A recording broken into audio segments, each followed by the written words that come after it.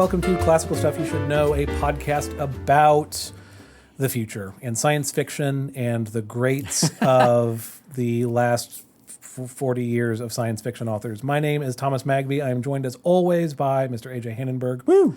And Mr. Graham Donaldson. Woo! Now, today we are talking about, little known fact, I sometimes talk about getting my degree in psychology. I actually got my degree in psychohistory. That's a little known fact. And so it's this fascinating... It's what's coming next, Magby. It is what's coming next. Now, unfortunately, it's a lot of symbols, as I remember, but we can also predict 500,000 years in the future. We can. I forget what the numbers are. Pinpoint accuracy. Yeah, so, man, yeah, I guess we'll get into this. Psychohistory sounds like the autobiography of the Joker. Yeah. Yes, exactly right. Or like that girl you knew in college.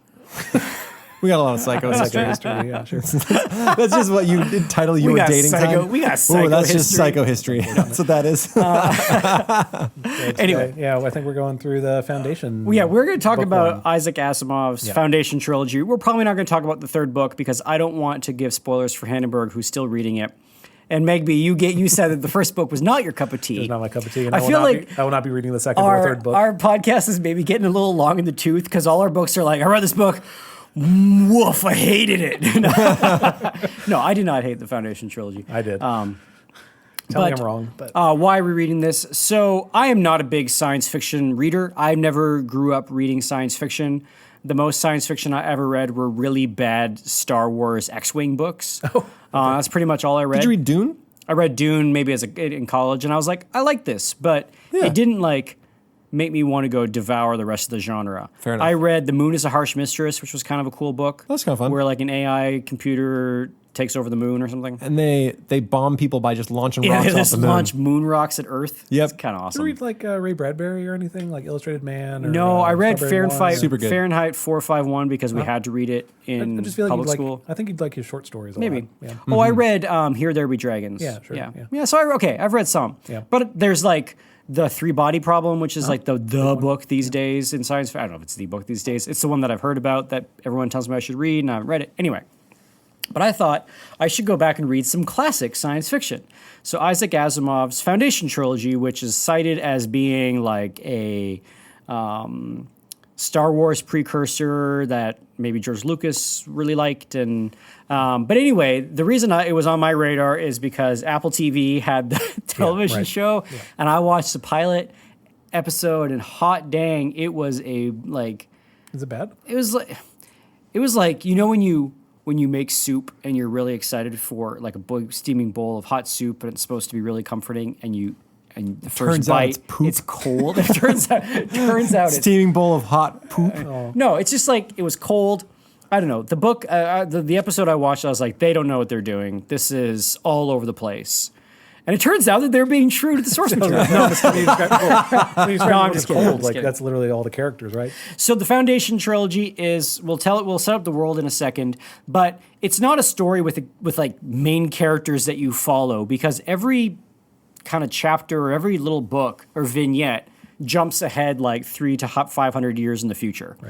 Right. So you don't really get to learn to love these characters. They're sort of placeholders for this world of ideas, or this one idea that Isaac Asimov is writing about. Okay, so here's the story. In many, I don't know, like in the future, in space. Yeah. Isn't this supposed to be way in the past too, just like Star Wars? I don't think so. In a No. galaxy This is the no, future. you're right. It is the future. Because they talk about like we don't know where humans came from, and Right. I'm like I do. But anyway, in the future, humanity is many trillions of people on many thousands of worlds, and there's this, and it's all united under this one empire called the Galactic Empire. Yeah, it is. They really were reaching for that name. Yeah. And there's But I guess the Roman Empire wasn't exactly the most creative thing ever either. Well, okay, so they set this up this way. So Isaac Asimov We shouldn't be so loved... negative. I think you like this book, and I think you like this book. Yeah, right? that's It's Okay, good. It's Okay, good. great. Isaac Asimov loved the decline and fall of the Roman Empire. Yeah. The Gibbons book about the Roman Empire. it's aptly titled. Yes, and That's he what it's wanted about. to think about could you do that sort of story setting it in future. He wanted to sort of do the decline and fall of the Roman Empire in space. All right, I won't make that joke the whole podcast. And so then what he did was he set up this galactic empire, and there's an emperor, and he's sort of this like god man, and there is one world that is this giant bureaucratic machine that its only function in the world, in the universe, is to be the bureaucratic machine for the empire. And the There are empire people who've like never seen the sky. that's right, because they live underground and they never seen the sky. And this empire is trucking along smoothly, and everything is working perfectly.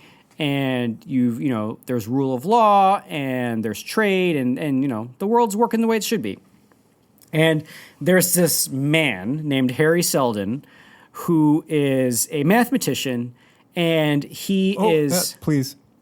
a Psychohistorian. He's a psychohistorian. I apologize.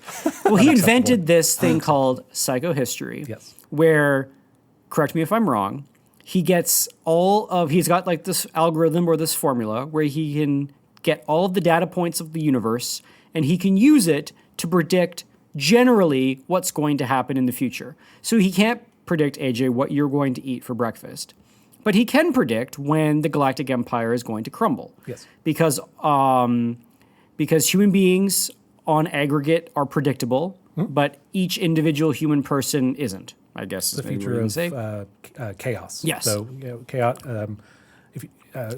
chaotic things, you can't predict the individuals, but you get normal distributions or some kind of function whenever you have lots of individual events. That's right. Like, so you can do a chemical reaction and know what's going to happen, but if you go down below the level of the atom, it's going to be chaotic random movement of quarks and whatnot, right? That kind of idea. There's random movement. The lower you go, there's predictable movement. The higher you go. And if you get to the highest level of society that you can, everybody in space, you can make these pretty accurate predictions of the future. So this is what Harry Seldon has implemented, and he now can do it. And this is what was very hilariously depicted in the television show with this like glowing cube. And you like push a button and the cube kind of expands, and there's got these like glowing math formulas, and only the nerds can read it and know what's going on. No, isn't that like in book 3? That's like book 1. That's in the book. It's in the book? He's got a glowing nerd cube? They have a glowing nerd cube. Oh, It's in okay. the second foundation. I don't know if it's in the. That's a little different. Second foundation. No, but there's a glowing cube. They press the button, goes brrrr, Yeah, and yeah, puts yeah. them all up on In the the wall. first one, I thought he was like projecting all these different Maybe he symbols. was. Yeah, I know you're right. I don't know if it was a cube though. I don't remember that part. Yeah. Of it. Anyway, whatever. Yeah. So it's like visually But represented. there's a cube. So Apple is perfect. is We what can I'm all- trying to say. sorry, Yeah, Apple. yeah, We yeah. have to be clear. We're just taking off iTunes like that. Yeah. So That's when it's going to get marked explicit. there's like this math competition, and somebody wins this math competition and comes to the Galactic Empire to work under Harry Seldon. But in reality, like on day one, Harry Seldon's like, "Hey, buddy, guess what? The Galactic Empire is about to fail. It's about to crumble. It's going to be destroyed, and we're going to save it." No, we're not going to save it. Harry Seldon says there's two paths open to humanity: 30,000 years of barbarism, or we can preserve all of humanity's learning and technology and science called physics in the book. We can keep everything together, and we can shave that 30,000 years of barbarism into 1,000 years of uncertainty, and then the rise of a new galactic empire that will sort of be better than the other one. Those are the two options forward. Not a popular option. Not a popular, Isn't he arrested thing. for? So talking he's about arrested. that? So he says it, and he says it to the emperor, and the emperor's like, "That's heresy. I don't want to hear this." He's arrested. He's put on trial, and then he's banished to a backward planet called It's Terminus. Isn't it? Terminus. Yeah. Yes, which is at Literally the end of the line. Yeah, exactly. So he's banished to a backward planet called Terminus, and Harry Seldon says, "Just as I predicted," which he says a lot. Everything is going according to exactly. plan. And then he's like, "I knew this was going to happen. I've already established the foundation on Terminus.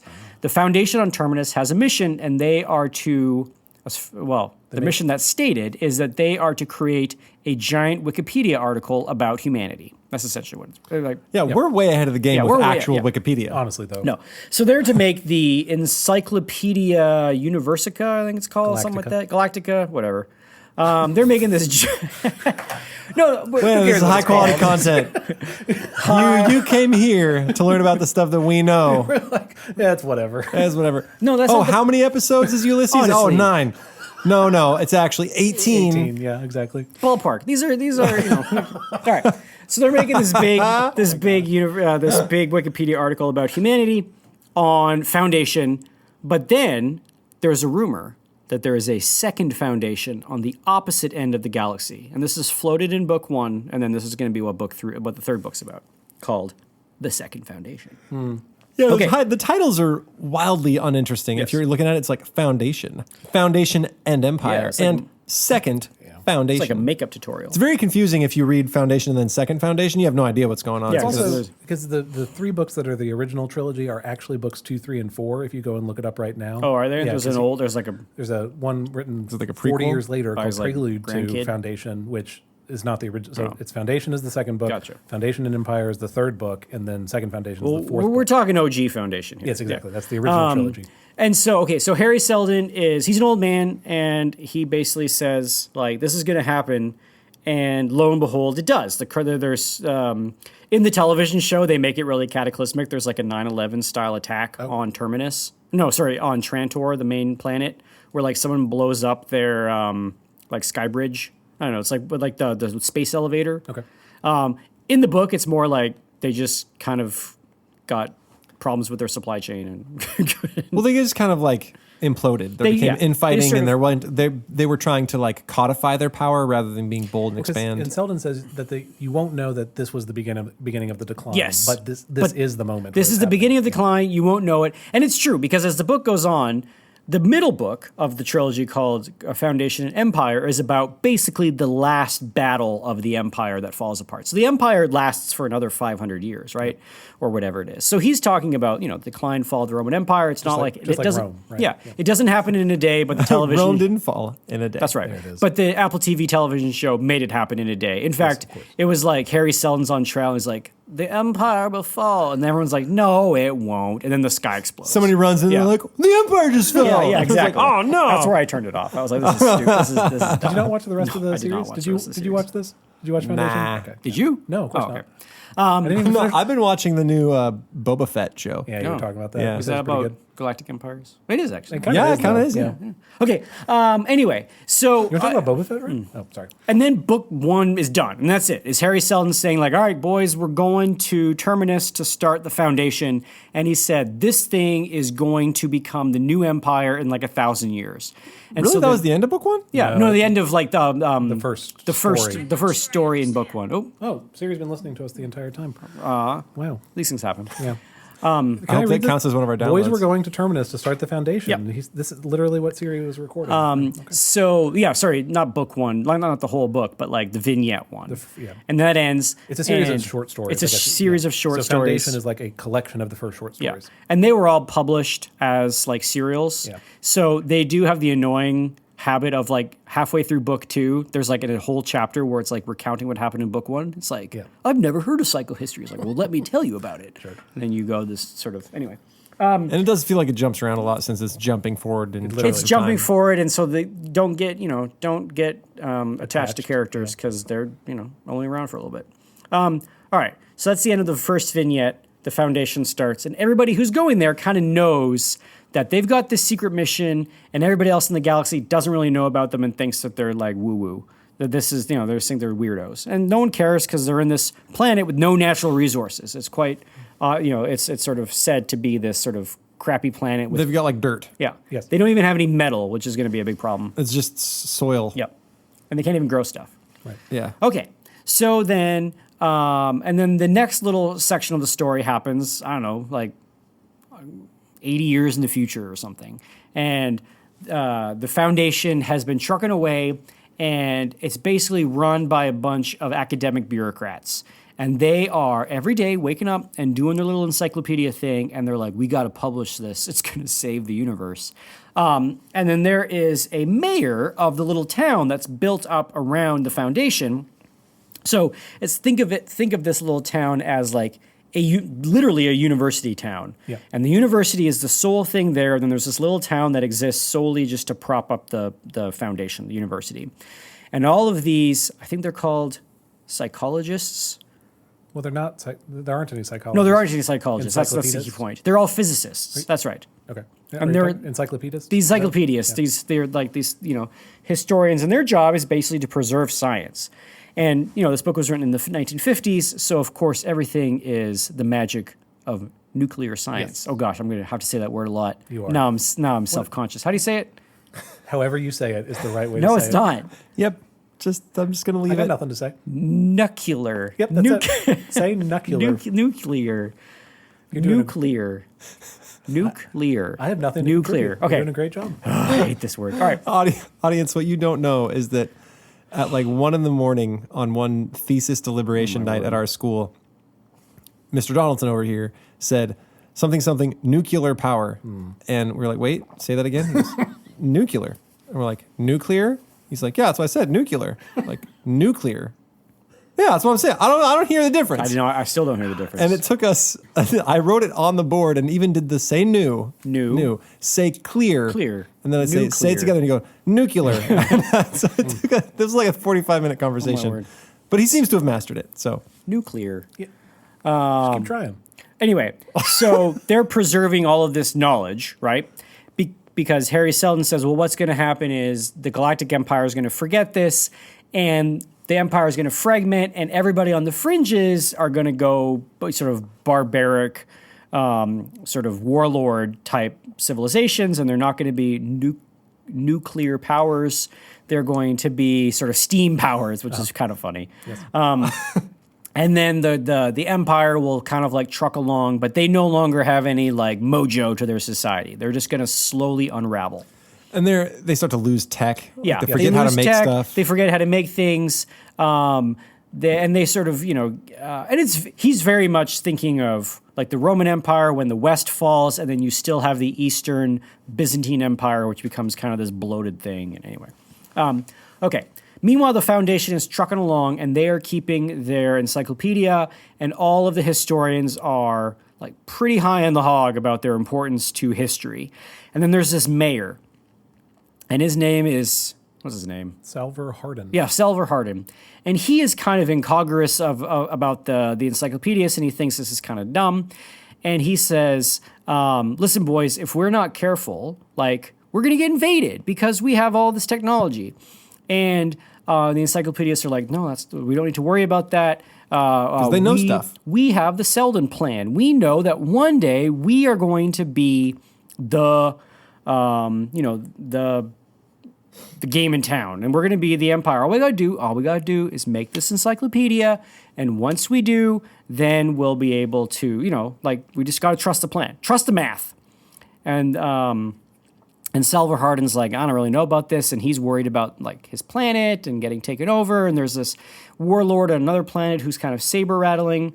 I'm not going to give you the whole plot because that's not really what I don't want to be. I don't want to spoil the whole thing, but it turns out that every time the Foundation is getting to this pivot point in history that has been predicted by psychohistory, the ghost of Harry Seldon, the hologram of Harry Seldon's going to appear in a big like room on a holodeck or whatever, and he's going to say like, listen, you guys are going through a crisis, and here's the crisis that's coming. Or sometimes it happens after the crisis. He's like, good job on avoiding that crisis. And so every time there is a crisis, Harry Seldon kind of shows up and talks about what the crisis is going to be, and it's kind of cryptic and kind of not. And then the first one happens, and Harry Seldon shows up and basically says, you guys are now established on this planet, on the fringes of the galaxy, and according to the math, the Empire's outer rim has kind of crumbled, and it's now basically these like barbarous warlords who have low-grade tech, and they're planning on taking over your planet. And so, meanwhile, the mayor, Hardin, is like, I told you, nerds, like, this is a problem. Right.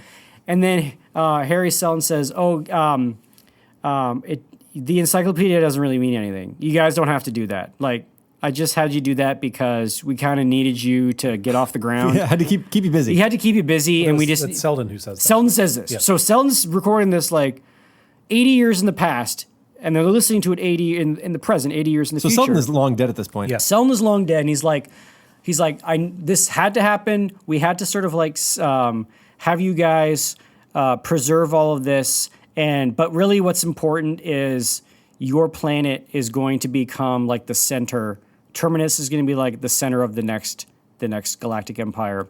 And your first order of business is that you're going to basically like defeat these warlords.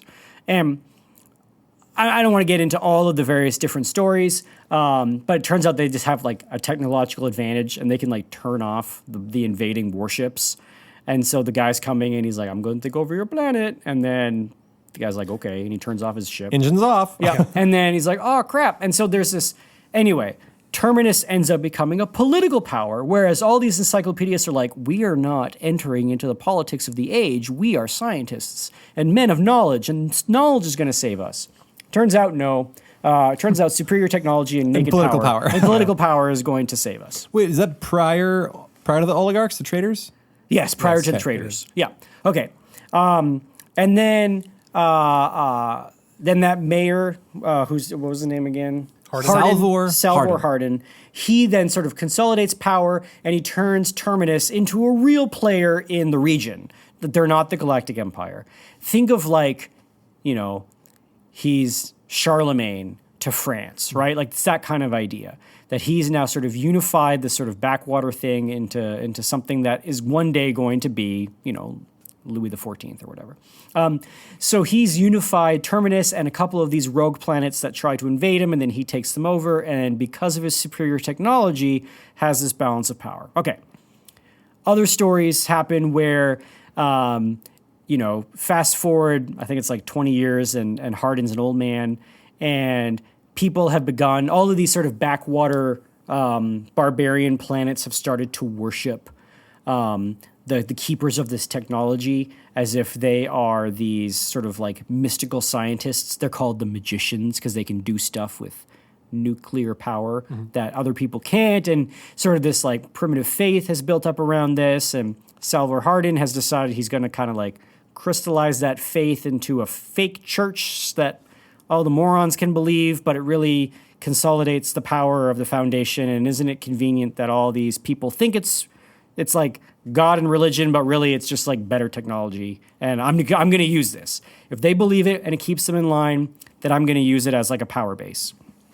And so, he wins a battle because he's got a prophet who's, curses all the warships, and then he's secretly like turning them off and this kind of stuff. Anyway, and then, fast forward another so then that book's done. Fast forward another 400 years, and it turns out the Foundation has turned into almost like a Venice, where they are this merchant power.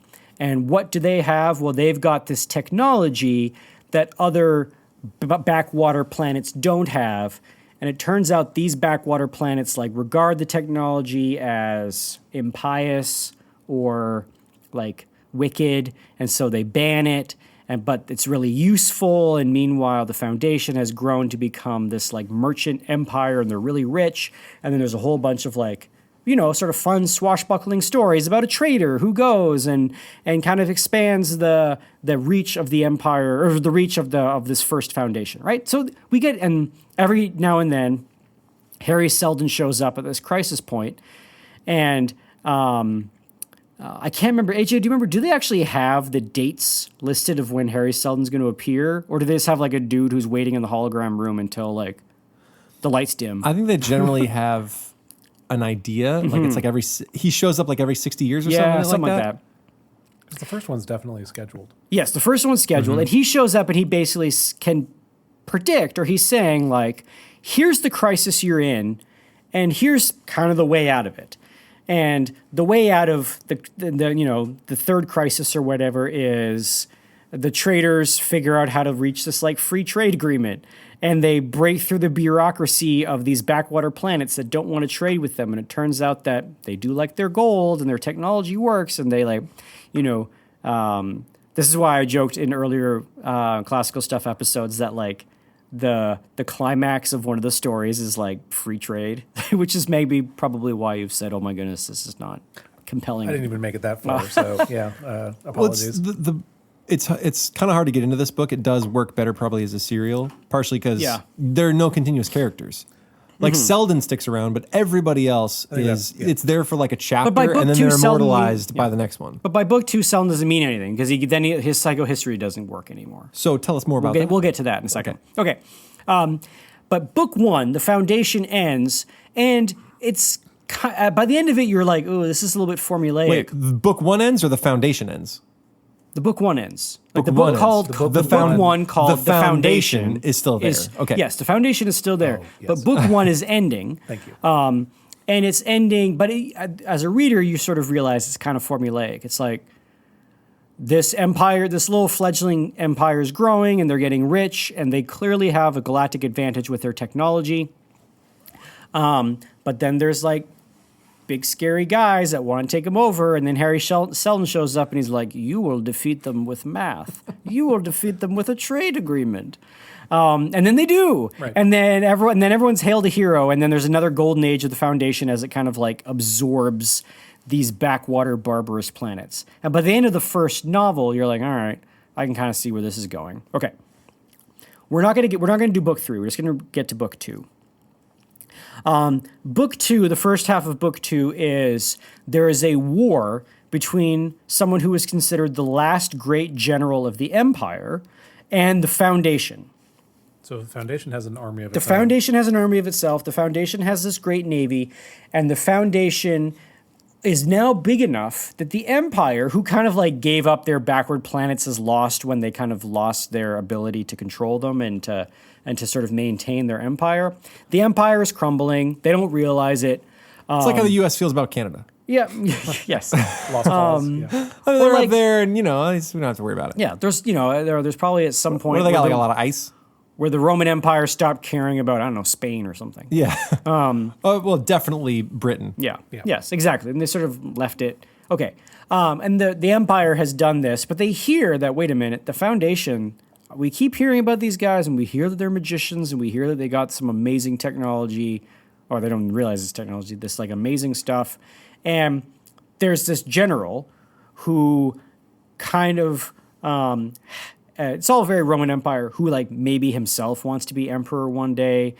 And the emperor is kind of a doofus. And so this general says, I'm going to go and have this big war, and I'm going to take over the Foundation. And then by taking over the Foundation, I'm going to come back and become emperor and reunite all the colonies and become like, the guy.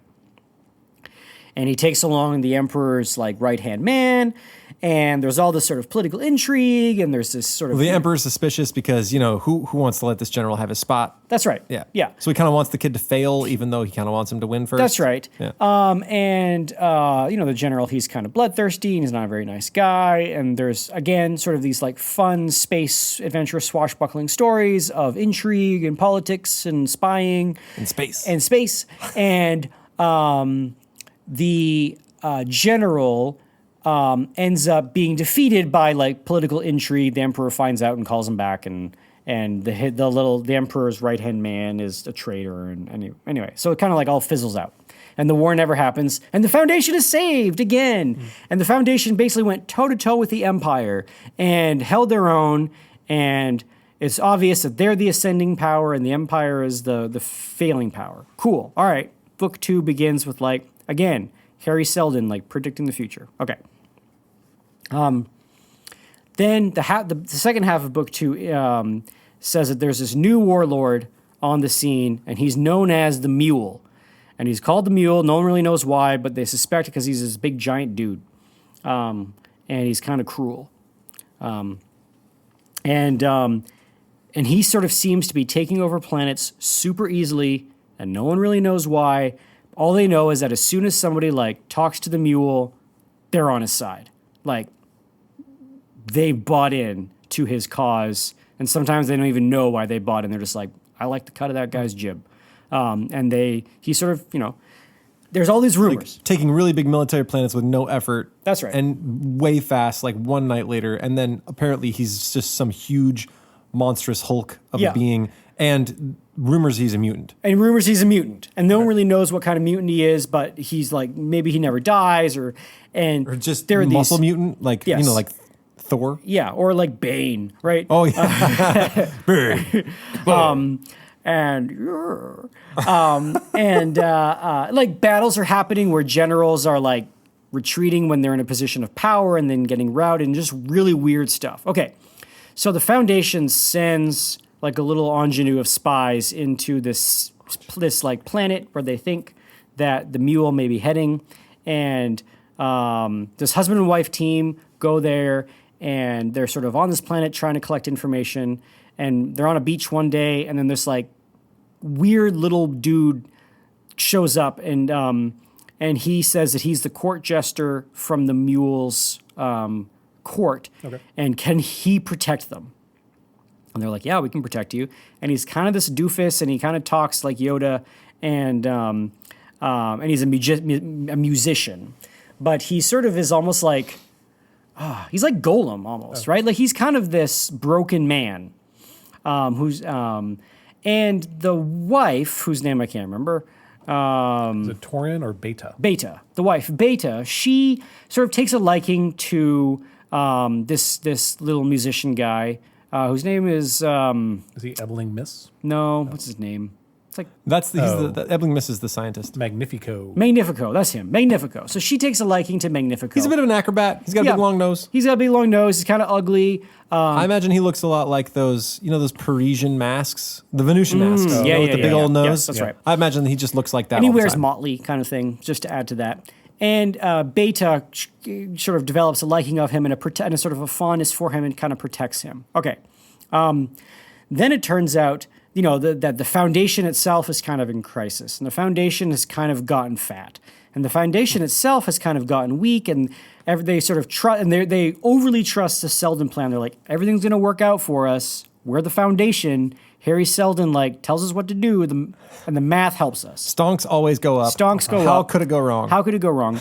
And whoever this Mule guy is, He doesn't have a prayer. he doesn't have a prayer because we're the Foundation and we are destined to win. Okay, cool. Selden, our math god king, has told us that we will win. Okay, then there is another very public viewing of Harry Selden appearing and talking about the crisis, and it is wrong, way off base. Wow. He's like, now that you've just been through a civil war, and they're like, are you kidding? We're fighting the Mule. Yes. And they're like, oh Yes, no. exactly. Now this is total chaos. Now that you've been through a civil war, you will arise from the ashes. And no, they're not. They're in a war with this mutant named the Mule. Right. And so everyone's like, oh crap. Selden, The math is wrong. Yeah. Yes. And so everyone kind of freaks out. And actually, there's almost like an immediate dissolving of the power structures. Like people just lose faith in the Foundation. And then it goes to war with the Mule. The Empire, like the old Empire, has parts of it have been taken over by the Mule, and I think the Mule has taken over all of the Empire, and the Foundation's the only thing left. And there's this one planet that's holding themselves out, and they just realize that everybody on the planet are they're just losing the will to fight. And Beta has this sort of World War II bunker conversation with this girl, and she's like, hey, we're on the right side, we're doing the right thing. She's like, I just don't know what to live for. I don't know why we're doing this. I feel so despondent. And Beta goes to her husband, she's like, do you feel like everyone's super bummed? And he's like, yeah, I don't know why. All right. And they're like, hey, Harry Selden told us that on the other side of the galaxy was the second Foundation, and they can save us. And so they go to this wacky scientist who's been obsessed with the second Foundation, and they go off. And this scientist is maybe my favorite character. Ebling Miss, isn't that him? Yeah. And he's the kind of scientist that won't take no guff from nobody. And he's like, I don't care that you're a politician. I'm going to come in here and I'm going to say my harebrained schemes, and you're going to tell me to leave, and don't tell me to get a chair. And he'll Yep, he's one of those guys. Yeah, they'll be like, He's like Doc Brown from Back to the Future. Yeah, they're like, would you please, set an appointment? He's like, we don't need an appointment. This is the end of the world we're talking about. He's that kind of guy. He's great. So the husband and wife and the crazy scientist and Magnifico then decide that they're going to go to the old library on the Empire home planet, which is now completely deserted and is like a farming community, and but the library is still there. But it's just like a bunch of peasants working the land, and they're like, this used to be an important place. Okay. They go to the library. How do you guys feel about venison? They go to the library, and Magnifico and the scientist dude spend all this time in the archives while the husband and wife are just kind of like, sitting around waiting to see if the scientist guy finds the second foundation. And as this goes on, like, they're just getting these reports that everything's failing. Like, just the foundation is getting absolutely trashed by the Mule, and no one really knows why. And he keeps winning these battles with like super inferior forces, and people just seem to be losing the will to fight. All right. Then, as this goes on, Magnifico becomes sort of closer and closer with this scientist, and then one day, the scientist, he's just like he's really pushing himself to learn where the second foundation is, to the point of like mental exhaustion. And Magnifico is there Looks really like Graham on a Friday. That's right. And Magnifico is there really like, egging him on, being like, hey, let's keep going. We got to find this thing. And then all of a sudden, the scientist one day is like, I found it. I know where the second foundation is. And Beta takes out a gun and shoots him in the head. What? And kills the scientist. What? And Magnifico goes, are you crazy? Why'd you do that? And she's like, you're the Mule, aren't you? And it turns out that Magnifico is, yes. Magnifico is the Mule. And he... This spindly, dancey musician that little does wacky like... dude. He likes to do physical tricks, like he does cartwheels and things. And he's the Mule, and it turns out that he's a mutant not in physique, but in mind. Oh. And he has the ability to, like, rearrange the mind of every person to basically bend to his will. He alters your emotions. He alters your emotions. And then not only can he alter them while he's present, but he can stick them there like a pin. Yep. So if I talk with you, I can make you all of a sudden love me and love every idea I've ever had. And just leave that you there. feel great about this whole thing. And then I put a pin in it, and then I send you on your way, and you are all of a sudden loyal to me forever. So in your mind, you may say, I really don't like this new empire of the Mule, but I kind of do. And Right. and so he's but I'm feeling real up feeling about real it. great about it. So he's literally just changed everyone's mind. He's literally changed everybody's mind, and he is taken over the galaxy because he is this big mind. And some of you even know it. Like Yes. one of People his know close it. guys, Yep. he's like, I know this is true. I would never betray you, Mule. And he's like, yeah, you would, though, because I've sort of changed your emotions. Right. And And if I know if you I don't took- feel it, yeah. but if I took that away, you'd turn on me. You'd He's like, kill I would me. never turn on you. He's He's like, yes, no, you would." probably would. And he's like, I hear you, but I don't think so. But he never changed Bata's mind because Bata was the only person that believed in him. Right. And so he Because never... he was kind of like an uggo nerd when he was yeah. young. Right. And so he never changed her mind because she loved him for who he was. Been there. But she should have changed his mind because she figured it out and she realized that Magnifico wanted to know where the second foundation was because that was the last thing to take over. Right. And if he figured out where second foundation was, he That's would take game over over. everything. Yeah. So she shoots the scientist, sealing the second foundation's secret for history.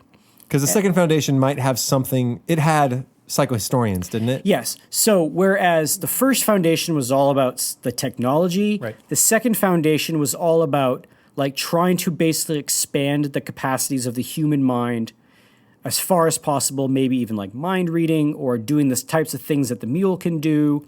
So they're going, if the first foundation is going real wide on technology, the second foundation is going real deep on like human potential. Sure. Yeah. Full hog. Full hog. Full hog This is the end on of the second psychoanalysis. This is the end of the second book. And the Mule's like, gosh darn it. And then he's like, you're right.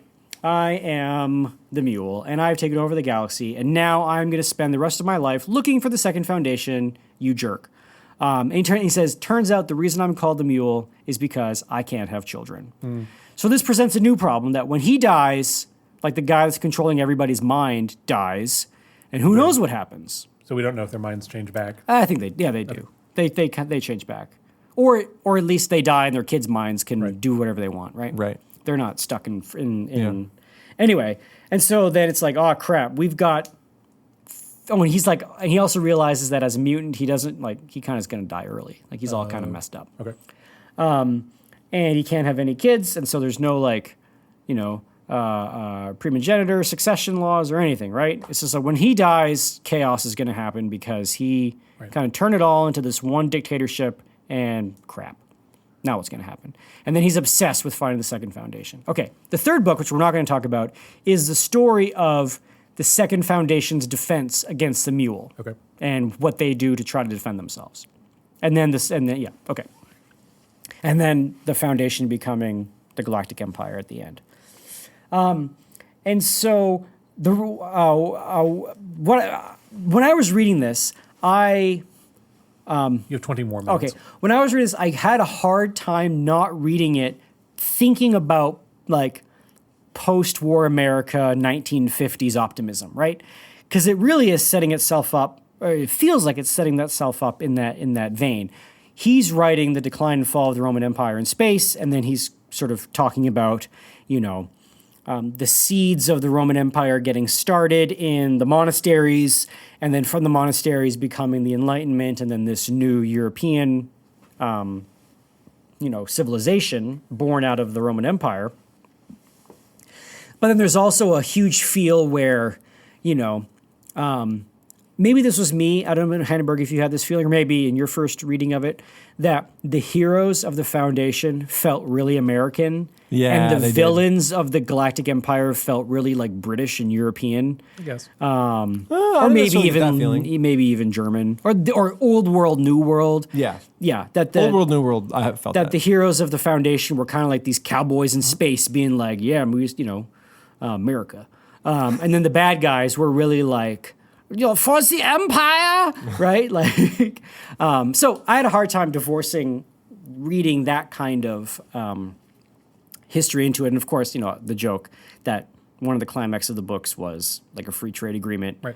As like the solver of lots of problems, as that was sort of, a very post-war thing in America. But so maybe, question for you as the mathematician, is there something to that idea that with enough data, you can make predictive, claims about humanity in general? Sure. I mean, that's the entire field of sociology. That's a point from, what's that book? The guy who's going to get killed and gets comforted by Lady Philosophy. Oh, yeah. The Boethius. That's what Lady Philosophy says that I don't know her exact quote. It wasn't anyway, but she says that if you had all the information in the world, you could predict all things that are happening. Mm-hmm. Man's problem is that we are limited and we're incapable of doing that. So yeah, I mean, what's the? Did you guys ever see that on this topic? You ever see that Netflix show that's about the invention of quantum computing? Nope. No, I forget what it's about, but the point is this guy. He's some, ultra billionaire that runs a tech firm, and he builds one of the first quantum computers. And the whole point is it's that fictional, right? Because there's no quantum computer yet. Well, we have some. They're just not very good yet. Yeah. But he basically gets it to the point where it is so powerful it can predict the flows of nature, and not only what will happen, but what did happen. Yeah. So he can look back and see Jesus because it has enough computing power to look at all of the information they're feeding it and recreate what happened. And so he wants to see his kid again or something crazy, or see his family or where they are now, where they would have been if it would have been different, or there's some sort of time travel thing to it. But sure. But that it's on that premise, right? Have all the information, you can predict the future. Mm-hmm. Yeah, I don't know if this is what I think that's the science fiction version of. You'll see this if people model what Alexander the Great must have looked like, or pick your favorite Egyptian, or pick your favorite person. So now, obviously, they're all guesses, and probably none of them are right. But yeah, it just seems like patently obvious that if you have a large enough group of people, you're capable of predicting what that group of people does. You are less and less accurate as you go into the future, which I think that's the leap that psychohistory is hard to kind of go with. Well, but the conceit of the book, I think, kind of shows this tension of the, I don't know if you call it the data purists and the classical historians, right? With enough data, we can predict the future. And Harry Seldon has sat in his office and he's been able to predict it, and he's recorded all these little videos as to what happens. But then he was accurate for 300 years. And then something happens that the data couldn't take into consideration, or it was that 1% risk that, we were 99% sure that there was going to be a civil war, but it turns out we have this genetic mutation called the Mule that just showed up around the time that this new crisis was happening, and he completely blows up the plan. So there's Harry Seldon could keep putting out his videos, but they don't mean anything anymore because this one guy showed up and this great man of history showed up and kind of changed everything. And so that to me is kind of the tension that we have even talked about in this podcast of talking about reading history. Do we talk about great men, or do we talk about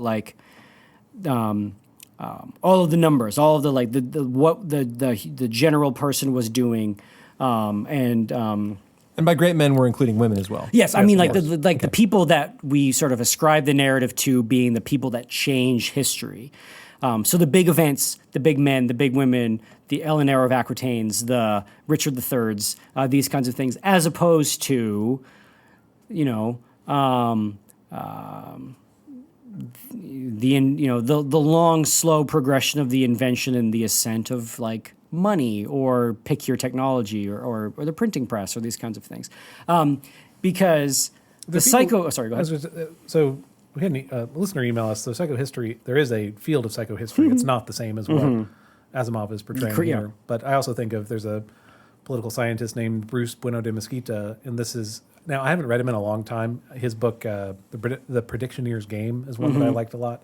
But he makes some pretty bold claims about his ability to forecast individual decisions. Now, he doesn't publish his models, so I can't verify any of that. But this is of course we would want to try and predict. You're trying to kind of separate out social forces versus individuals. Well, also this method can be used for individuals to try and say, if this situation were repeated 1,000 times, in 60% of them, this is the thing that would happen. Therefore, we predict X. I mean, the thing that's unrealistic about Selden is his precise his certainty of it. Yeah, that this with 100% certainty is happening 10,000 years in the future. That's what makes no sense. But it's more general than that. It's not like he said, this guy came and did this, but he basically says somebody in here probably realized that you could turn this into a religion that they would believe, and you could control them that way. So good job. Yeah. Okay. Good. And that's what had happened. Right. Now, but I get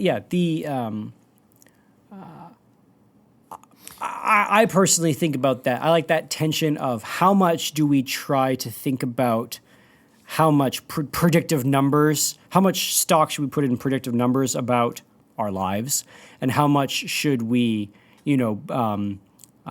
put our hope in those serendipitous black swan events, or so, if you want to frame it that way. If you had that algorithm, that model, and you could, with, we'll say 80% certainty, predict people's behavior. So you invent it one night. What's the thing you do the next day? What do you use it for? Stock market. I was thinking predicting boxing, like betting. Make money. Yeah. So Yeah. Stock market, I feel like it would be the big swaths of what people are going to do. Like if I could know that, there's going to be a disaster next year of some sort, you short the market then, and then. But the problem with these, again, this is where I'm just trying to, you can't predict the stock market. People will disagree with that statement. But, Contraire, Magby. Great. But the thing you can't. Moon phases, Magby. Yeah, of course. That's for crypto. Thank you. Say Bitcoin. Say Bitcoin. Say Bitcoin. No, I'm not doing it. So but you can make certain statements about when this certain stock goes down 60% of the time, it goes down a second time. So those kind of trends are the ones that you can profit off of because you're essentially flipping a coin 100 times. But the one that says with 100% certainty the S&P is going down 10 points tomorrow, that's the one that doesn't make any. I pay $20 a month for that kind of content. I'm sure you do. But so yeah, all I'm trying to, the things that can be predicted are going to be either across multiple iterations of something, or across a large number of events happening. So 1,000 stocks, you could predict that some number of them will be positive, right? But you can't say Apple's going to go up 10% tomorrow. Yeah, we've kind of grown, we're guys in our 30s. We've kind of, I think of Moneyball. Well, you're almost in your 40s. Okay.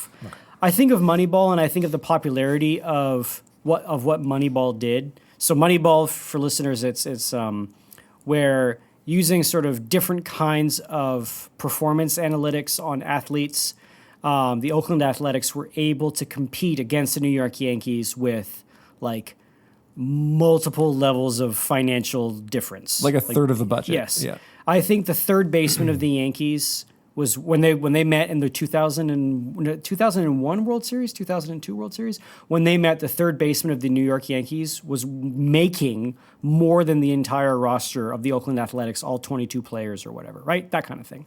So, and they just used different kinds of analytics, and this sort of spawned a whole movement and a whole sort of area of people in sports betting, but also in the thinking of franchises and the thinking of using data and analytics to build out businesses or to model things. And But the Moneyball approach has not had much success outside of baseball. And your problem is in all sports is that you have so many different numbers you can take into account. Your problem then is which ones matter. And that's actually, it's a scene in the movie. It's like they're all arguing. I forget what the stat is. They're all arguing about some stat. And then whoever the main character is like, none Billy of that Bean. stuff matters. Yeah. If they get on base. Yes, exactly. So that's the, yes, you can collect lots of data and yes, you can try and predict, but you still have this like human intuition problem of what part of it matters. But the point I was going to make with that is that not that the data is changing behavior, but people are beginning that there's a certain way of running organizations that I'll give an example from basketball. So the game of basketball has sort of undergone what a lot of people are calling refinement culture. Refinement culture meaning like if you look at in the 90s where the majority of points came from on a basketball court, it was all over the place. It was like evenly distributed amongst the court. Whereas I think in the like 2015 or 2016 season, you look at where the majority of points came from in the NBA, and it was all right under the basket, so layups or dunks, and 3 points around the rim. Right. Because, the game of basketball rewards you for 3 points if you can shoot from there. So everybody has been working towards becoming better 3-point shooters, and the high percentage 2-pointers that come.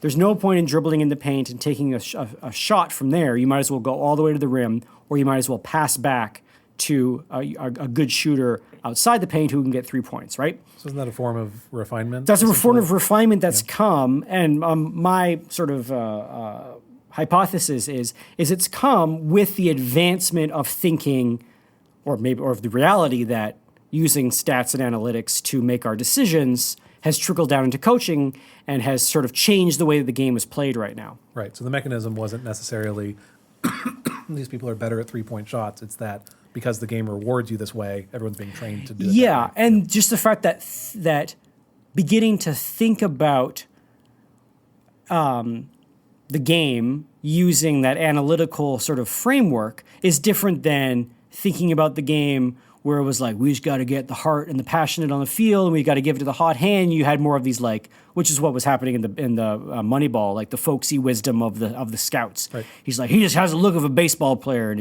he's going to marry his girlfriend, so that's like a good sign that he's like stable. And the analytics guy's like, what are you talking about? He gets on base way less than everybody else, right? So it was like the clash of two different ways of assessing the game, and so in the foundation book, you've got the Harry Seldon model, and you've almost got this snobbishness of the foundation that's like, we clearly have the upper hand because we have math on our side. And then you have the backwardness of the rest of the galaxy, which is like clinging to the old ways of, royalty and succession and some sort of like rudimentary spiritual faith and these kinds of things. And, so... It definitely had that sort of shine, that sort of like, I'm not saying that Isaac Asimov was looking down at his nose on history, but it definitely has that kind of like, America is inevitable, or the modern age is inevitable, and there's nothing you can do to stop it because we've got the best minds thinking of this. Okay, that's very much the thinking of 1950s America, and that and then you have. Have you ever read the book? I think it's called The Smartest Men in the Room, or The Smartest Guys in the Room. It's about McNamara. Oh, never mind. No. So it's about that kind of thinking of if we just get the smartest analytical minds together to make our decisions, we're going to make sort of better decisions as a government, and then